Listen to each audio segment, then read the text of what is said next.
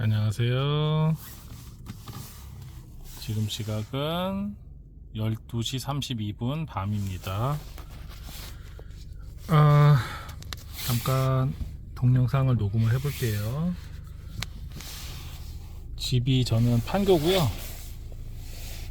충주에 직장이 있습니다. 거리로는 한 110km 정도 되고요.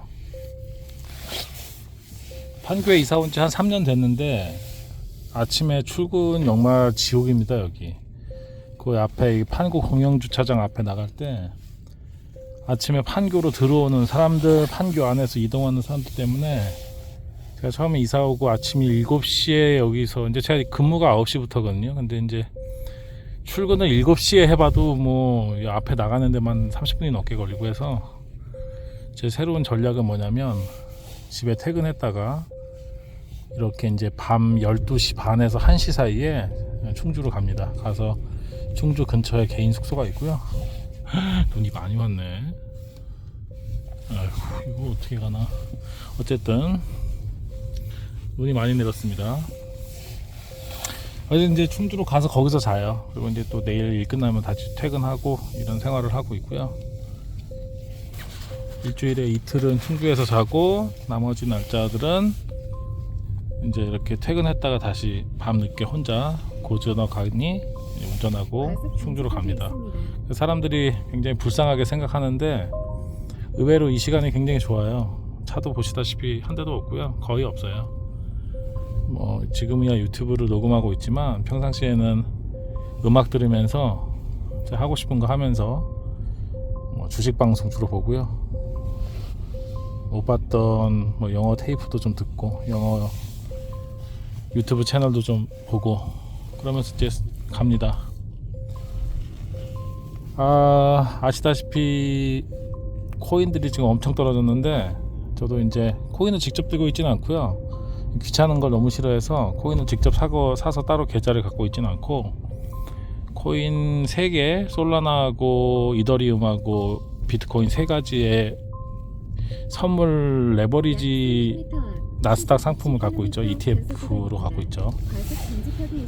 그거를 지금 갖고 있고 다행히 지난번에 1월 초에 고점에서 한 절반 이상을 팔았다가 좀 빨리 들어갔어요. 그래서 절반 이상 팔았고 그때 이더리움은 다 팔았고 비중은 이더리움이 한 5, 솔라나가 3, 비트코인이 2 정도 이렇게 되는데 이더리움은 그때 다 팔아가지고 다시 좀 주워서 사실은 박스권에서 지금 박스권 하단을 지켜줄 줄 알았는데 그냥 무너져 버리더라고요. 이게 무슨 현상인지 뭐 그런 거 있어요. 이렇게 박스권 들락날락 행보하다가 갑자기 밑으로 툭 떨궜다가 다시 쑥 상승하는 뭐 이런 것들을 좀 기대는 하고 있는데 뭐 그건 제 희망사항이고 사실은 어디까지 떨어질지 모르겠습니다. 그런데 아시다시피 이제 국장에서 좀 많이 벌었죠. 저도 계산해 보니까 꽤 되던데.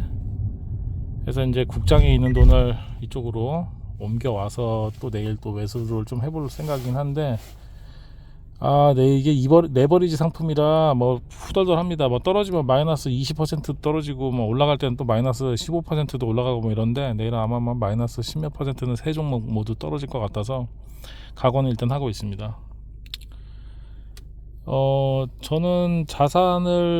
저는 부동산을 딱 한 채를 샀어요. 2018년도 상승기, 문재인 정권 상승기 마지막쯤에 친구 따라서 그냥 강남 가서 친구 따라 강남 간다고 어느 날 갑자기 이제 나중에 그 당시 제가 사는 곳이 충주에 근무지가 있고 사는 곳도 충주였는데 아이들 키우다 보니까 언젠가는 위로 올라가서 아이 교육 때문에 좀 수도권으로 다시 가야 될 것 같아서 집을 어느 날 이제 사야 되겠다 싶어서 그때 좀 부동산을 잘 아는 친구가 있는데 그 친구 이름이 박장우거든요. 그 친구한테 야, 이거 어디 사야 되냐 했더니 여러 가지 제 얘기를 듣더니 너 광교 사라 그래서 그러자. 그래서 이제 광교를 어이없게도 이제 오늘 보러 가는 날이었다 치면 이제 오늘 그러면 가서 그냥 사자 간 김에 뭐 이런 생각을 가지고 광교로 가기로 한 날 그날 억수같이 비가 많이 왔어요 또.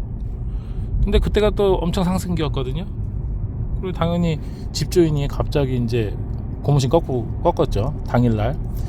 근데 만약에 그날 비가 오지 않았다면 2028년 9월인가 10월인가 좀 됐을 텐데, 그때 만약에 비가 억수로 오지 않았다면 아 그래 그냥 어차피 마음 먹었으니까 가서 딴 거 사자 이렇게 했을 텐데, 또 비도 엄청 많이 왔어요. 그래서 몸도 힘들고 일하느라고 비도 억수로 오는데, 그래 저쪽에서 저기 금액 올리면은 난 안 살란다 해서 그날 이제 무산됐어요. 무산되고 일주일 미뤘죠. 그냥 아무 생각 없이 그럼 다음 주에 만나자 하고 이제 만나서, 그날 그 친구가 또 마음을 바꾸더라고요. 야 너 안 되겠다, 판교 가면 그냥 구경 가보자. 나중에 보니까 그 친구가 겸사겸사 자기도 판교 임장 한번 가보고 싶었던 것 같더라고요. 잘 됐죠. 그래서 그날 판교로 임장을 가고 첫 부동산에서 처음 보여주는 물건을 그냥 바로 샀습니다. 좀 특이하죠. 보통 사람들은 뭐 집 산다 그러면 여기도 가보고 저기도 가보고 하는데, 뭐 어차피 제 모토가 뭐 내가 뭐 열심히 움직인다고 궁리한다고 안 될 일이 되거나 될 일이 안 되거나 이런 건 아니라고 생각을 해서, 그냥 열심히 성실히 살다 보면 수호신이 지켜주겠거니, 그냥 내 선택을 그냥 내가 할 수 있는 만큼 하자라는 그런 생각으로 살고 있어서, 그냥 간날 집 사는 데까지 뭐 한 15분 한 20분 걸렸나요? 그날 집을 한 두세 군데 보긴 했는데, 그냥 저는 무조건 첫 집을 사려고 했거든요. 근데 첫 집에서도 집주인이 갑자기 금액 올리면서 안 팔겠다고 그래요. 뭐 두 번째 집도 그렇게. 그래서 아마 제 기억으로 세 번째 집을 그냥 집주인이 그냥 팔겠다고 그래서, 그냥 알겠다 그럼 나 사겠다 해서 그날 바로 그냥 계약을 하고 내려온 기억이 납니다. 그게 2018년 10월이었죠. 그 다음에 아시다시피 뭐 문재인 정권 말 때 뭐 집값 꽤나 떨어졌죠. 저도 많이 떨어졌고. 근데 뭐 저는 상관은 크게 안 했고, 그 이후로는 지금 뭐 따로 집을 사고 있지는 않고요. 그때 이제 집을 사게 된 계기가, 뭐 이거 뭐 정권의 어떤 그런 정책에 제가 의존을 해서라기보다는 저는 그런 생각은 있어요. 투자를 앞으로 이제 평생 하려면 최소한 불안은 안 해야 되는데, 이제 불안은 어디에서 기원하는가? 결국에는 거주의 문제에서 비롯되는 것 같아요. 뭐 혼자 살면 모르겠죠. 혼자 살면 여기 갔다 저기 갔다 옮겨가는 것도 수월하고 한데, 이제 여러 사람들이랑 가족을 이루어서 살게 되면 아무래도 이사 한번 하는 것도 쉽지 않잖아요. 뭐 저는 또 게다가 가장이고 하니까, 그래서 주거의 안정성이 1번이다. 무조건 주거의 안정성을 해결을 해놓고, 그 다음에 기회가 된다면 그 다음부터 투자를 하자. 그리고 투자를 할 때 만약에 이런 거 있잖아요. 사람들 주식 많이 사가지고 그 벌어가지고, 또는 코인 벌어가지고 나중에 모으면 뭐 건물도 사고 아파트도 사자 이런 욕심들 부리는데, 그런 생각이 들더라고요. 만약에 잘 안 되면 얼마나 불안하겠어요. 나는 빨리 이거 벌어가지고 돈 불려가지고 집 사야 되는데 이거 생각보다 안 되는 거야. 시간이 딜레이 돼. 얼마나 불안하겠습니까 사람이. 그런 생각이 들더라고요. 그래서 무조건 일단 집은 사놓고, 그래서 적어도 내가 살고 싶은 곳에 한 채 사놓고 이사는 안 가도 되는 상황 만들어 놓고, 그때부터 버는 돈을 가지고 투자를 하면, 그때부터 설사 제가 어디에 덥석 물린다 한들, 뭐 주식이 놓친다면 뭐 하한가를 맞는다 한들, 내가 그 회사 없어지지만 않으면 결국에는 시간과의 싸움에서는 개인이 굉장히 도움이 되잖아요. 이득이 되잖아요. 그래서 그런 생각으로 한 채를 구입을 했고, 그 이후에 지금까지 뭐 부동산 살 생각은 안 하고 있고요. 뭐 또 하나는, 저는 사람 상대가 너무 싫어요. 이제 뭐 지금 제가 대충 계산해 보니까 일하면서 뭐 한 30만 명은 만난 것 같거든요. 뭐 사람들을 남녀노소, 뭐 경제적으로 높은 사람, 낮은 사람, 많이 배운 사람, 못 배운 사람, 서울 사람, 지방 사람, 뭐 고루고루 옮겨다니면서 만났는데, 정말 사람은 악하게 태어난 게 맞는 것 같아요. 아무리 사람을 상대를 해봐도 느껴지는 건 사람은 악하다. 지방으로 내려가니까 더 심하게 느껴져요. 사람은 교육받지 않으면 그 악함이 도드라진다. 그리고 그런 것들이 또 은근히 부동산 시장에도 많이 나타났잖아요. 뭐 임대자와 임차인 사이에 뭐 분쟁도 너무 많이 일어나고, 말도 안 되는 분쟁 뭐 이런 거 뭐 좀 과장이 있는지는 모르겠는데 굉장히 심하단 말이죠. 그래서 사람을 상대하지 않으려면 모든 자산을 내 핸드폰에 손가락 하나로 클릭을 통해서 돈으로 몇 초 만에도 전액 바꿀 수 있고, 또 필요하면 살 수도 있고, 이렇게 환금성도 좋고 사람도 상대하지 않고, 그런 측면에서 주식도 좋고 코인도 좋고, 부동산이나 빌딩은 싫고, 한마디로 부동산이 싫은 거죠. 환금성 떨어진 거 굉장히 싫어합니다. 그리고 또 하나가 뭐가 있었냐. 그런 것도 있죠. 이제 제가 사업자잖아요. 저는 이제 개인 사업을 하고 있는데, 저 사업자가 어쨌든 간에 뭔가 빌딩이든 뭐 아파트든 이렇게 사면요, 뭐 이번 정권은 유난히 심하지만 뭐 예전 정권이라고 안 그랬던 거 아니에요. 근데 부동산 사면 일단 세무조사 각오해야 된다니까요. 내가 잘못한 거 없어도 세무조사를 나온다는 것 자체가 얼마나 스트레스입니까? 설사 내가 잘못한 거 없어, 물론 털면 털리겠죠. 뭐 탈탈 털면 먼지 안 털리는 사람은 없겠지만, 어찌됐든 뭐 저도 과징금 꽤나 내본 사람 입장에서 어쨌든 너무 스트레스예요, 그런 게. 그래서 공무원으로부터의 스트레스도 받고 싶지 않고, 사람 간의 얽힘 섞임으로, 특히나 이제 사람 간에 얽힐 때 돈 문제로 얽히면 굉장히 이게 첨예하거든요. 스트레스가 심하고. 그런 거에서도 이제 뭐 피할 수 있고, 환금성도 좋고, 부동산 환급도 떨어지고. 또 친구들 중에 그런 경우도 있어요. 뭐 강남에 무슨 아파트를 사가지고 얼마가 올랐네. 그래서 생각해 보세요. 두 가지가 있는데, 예를 들어서 강남 아파트가 2배로 올라서 몇 수십억을 벌었다 치자고요. 근데 그 사람들 보면요, 100에 90, 한 7, 8? 그거 못 떠나요. 그냥 강남에 계속 살아야 돼요. 그러면은 그거 마음만 좋지 사실은 그냥 엉덩이 깔고 앉아서 평생 지내는 거 아닙니까? 그러면은 그동안 그거 뭐 꼭 그냥 자기 돈으로 다 산 사람도 있겠지만, 상당수는 대출을 엄청나게 꼈을 텐데, 그 대출 이자도 많이 나갔고 원금도 상환해야 되겠고, 그러면 아무래도 현금 유동성이 떨어지겠죠. 그러면 인생이 뭐 100년, 200년, 100년 사는 사람도 있겠지만, 뭐 200년, 300년 사는 건 아닐 텐데, 그 기간 동안 그 계속 돈 갚느라고 시간을 녹여가면서 아깝게.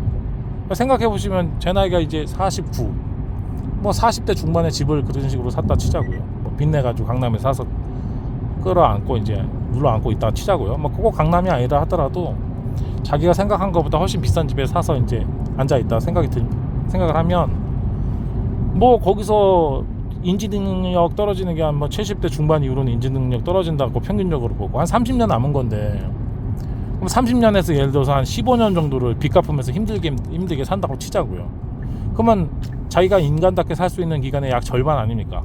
집 산 이후로 한 절반? 얼마나 소중해요? 그 긴 시간을 유동성 떨어지면서 가족들도 돈 아껴야 되니까 적당하게 만족할 만한 소비도 못하고, 맨날 그 돈 문제 때문에 다툼이 일어날 수도 있고, 정말 눈에 보이지 않는 유명의 많은 가치들을 훼손시키면서 깔고 있는 게 의미가 있는가. 심지어 그렇게 해서 갖고 있다가 나중에 그것을 팔아가지고 보상, 스스로에게 그리고 가족에게 이제 열심히 참았으니까 보상하는 측면에서 그걸 팔고 싼 집으로 내려간 다음에 그 뭐 번 거 갖고 뭐 돈잔치라도 할 수 있을 것 같아요. 제 경험상으로는 100에 98은 못 하더라고요.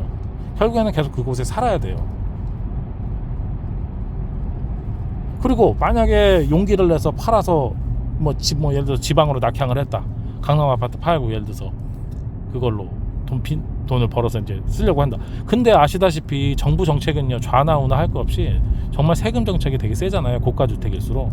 그러면 내가 생각한 것보다 실제로는 내 손에 쥐는 게 적을 수도 있겠죠. 매우 적을 것 같거든요, 제 생각에는. 뭐 갈수록 뭐 고가 주택에 대한 뭐 장특공도 굉장히 약해지고 있고, 여러 가지 이제 그런 이유 때문에 저는 이제 더 이상 뭐 아파트를 더 사거나 집을 살 생각은 현재 없고요. 그렇다 보니까 이제 지금 자산 거의 전액이 주식과 코인에 들어가 있는 상태입니다. 물론 일부 현금, 운영자금 차원에서 좀 떼놓고, 지난 금요일날 좀 촉이 안 좋아서 현금화를 좀 해놓은 한 10% 정도? 뭐 그 정도 있고, 어쨌든 주저리 하는 사이에 벌써 14분인데 갑자기 밤이 되니까 좀 길어졌네요. 판교에서 출발해서 뻥 뚫린 상태에서 이렇게 벌써 신갈 지나왔습니다.